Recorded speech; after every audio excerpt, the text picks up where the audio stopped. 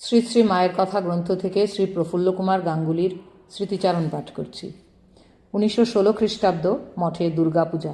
শ্রী শ্রী মা সপ্তমী পূজার দিনে দুপুরে মঠে আসিয়া উত্তর পাশের বাগানবাড়িতে আছেন। অষ্টমীর দিন সকালবেলা 8টা-9টার সময়ে মঠ ও প্রতিমা দর্শন করিতে আসিয়াছেন। রান্নাঘরের পাশের হলে ভক্তেরা ও সাধু ব্রহ্মচারীগণ অনেক কুটনো কুটিতেছিলেন। মা দেখিয়া বলিতেছেন, ছেলেরা তো বেশ কুটনো কুটে। জগদানন্দজি বলিলেন, ব্রহ্মময়ীর প্রসন্নতা লাভই হল উদ্দেশ্য। তা সাধন ভজন করেই হোক আর কুটনোকুটেই হোক। এই দিনে বহু লোক শ্রী শ্রী মাকে প্রণাম করিতেছিলেন। শ্রী শ্রী মাকে বারবার গঙ্গাজলে পা ধুইতে দেখিয়া যোগিন মা বলিয়াছিলেন, মা ও কি হচ্ছে, সর্দি করে বসবে যে। মা বলিলেন, যোগেন কি বলবো, এক একজন প্রণাম করে যেন গা ঠান্ডা হয়, আবার এক একজন প্রণাম করে যেন গায়ে আগুন ঢেলে দেয়। গঙ্গা জলে না ধুলে বাঁচি নে। পরে একদিন কথা প্রসঙ্গে শ্রী শ্রী মাকে জিজ্ঞাসা করিয়াছিলাম, মা এক একজন প্রণাম করলে তোমার খুব কষ্ট হয়, একবার পূজার সময় তোমার এই কথা শুনেছিলাম। মা বলিলেন, হ্যাঁ বাবা, এক একজন প্রণাম করলে যেন বলতার হুল ফুটিয়ে দেয়। কাউকে কিছু বলি নে।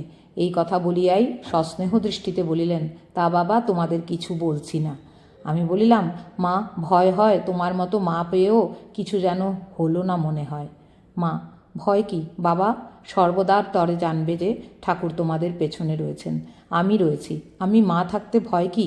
ঠাকুর যে বলে গেছেন, যারা তোমার কাছে আসবে আমি শেষকালে এসে তাদের হাত ধরে নিয়ে যাব।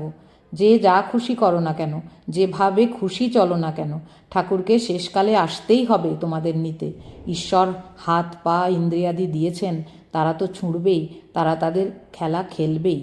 একবার ঠাকুরকে ভোগ দিতে গিয়ে দেখি ছবি হইতে একটা আলোর স্রোত নৈবেদ্যের উপর পড়িয়াছে। তাই মাকে জিজ্ঞাসা করিয়াছিলাম, মা যা দেখি সে কি মাথার ভুল না সত্যি? যদি ভুল হয় তবে যাতে মাথা ঠান্ডা হয় তাই করে দাও। মা একটু চিন্তা করিয়া বলিলেন, না বাবা ওসব ঠিক। তুমি কি জানো কি দেখি? মা, হ্যাঁ।